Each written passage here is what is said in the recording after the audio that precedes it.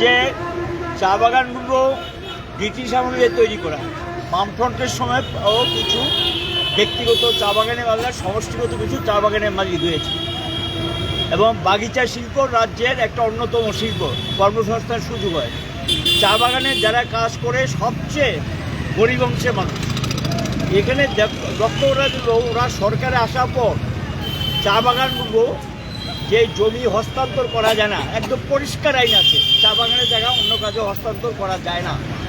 বামফ্রন্ট সরকারের সময় যারা আজকে সরকারে তারাই কয়েকজন এমএলএ চিৎকার করেছিলেন চা বাগানে খালি জায়গায় কেন রাবার বাগান করা হয়েছে, এ নিয়ে খুব হইচই করেছিলেন। এখন সেই চা বাগানের জায়গা যেমনি খুশি এমনি দখল নিচ্ছে, যা খুশি তা করছে এবং চা বাগানের জায়গার মধ্যে দেখা যায় একজন মন্ত্রী লিখিতভাবে চিঠি দিয়ে বাগানের জায়গা, বেসরকারি বাগানের জায়গা হস্তান্তর করার জন্য বলেছে। পারে কিনা? আইন বিরোধী কাজ একজন মন্ত্রী করতে পারে? এ তো আইনে নেই। চা বাগানের জায়গা অন্য জায়গায় অন্য কাজে লাগানো যায় না। আবার মন্ত্রীর পেটে তিনি দিয়ে দিলেন। কেন সেখানে বাগানের জায়গাটা দেয়নি?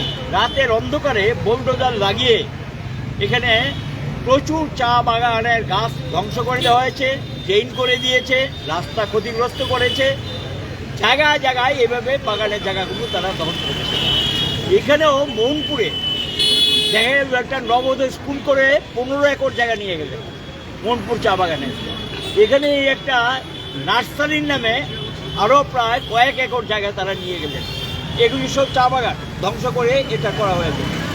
আরেকটা জলাশয় নির্মাণ করা হয়েছে। কী করে করেন? কাল্লাছড়া চা বাগানে সেখানে গিয়ে এখানে যারা জমি বিভিন্ন এই মাটি টাটি এনে বিক্রি করে বাগান ধ্বংস করে এখান থেকে জোর জব্বরি করে বাগানে মাটি নিয়ে আসছেন। এইভাবে রাজ্যের বিভিন্ন জায়গায় বলে শেষ করা যাবে না, বাগানকে ধ্বংস করে দিচ্ছেন, বেআইনি কাজ করছেন। এটার বিরুদ্ধে আমরা প্রতিবাদ করেছি, আগেও জানিয়েছি সরকারকে, কিন্তু সরকার এটা টনক করছে না। বাধ্য হয়ে আজকে আমরা রাস্তা নামলাম। আমাদের পরিষ্কার বক্তব্য, বাগানের জায়গা বাগানকে ফিরিয়ে দিতে হবে, এই বেআইনি কাজ করা যাবে না।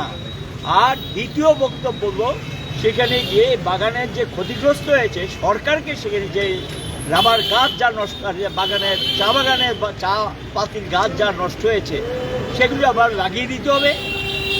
আর যা করেছে যারা এটার সঙ্গে যুক্ত, যারা এই জবরদখল নিয়েছে, জমি জবরদখল নিচ্ছে, লুটপাট করছে, তাদের বিরুদ্ধে সরকার কঠিন এবং কঠোর ব্যবস্থা গ্রহণ করতে হবে। সরকার এই দায়িত্ব এড়াতে পারে না, সরকারকে এই দায়িত্ব নিতে হবে এবং এর প্রতিবাদে এই গরিব বাগিচা শিল্পের সঙ্গে যুক্ত শ্রমিকদেরকে রক্ষা করার জন্য আমরা রাস্তায় নামতে বাধ্য হই। এটার সঙ্গে যেটা এরা একটা সময় প্রতিশ্রুতি দিয়েছিল 2 ঘন্টা করে জায়গা দেবে, তাদের বাড়ি করে দেবে।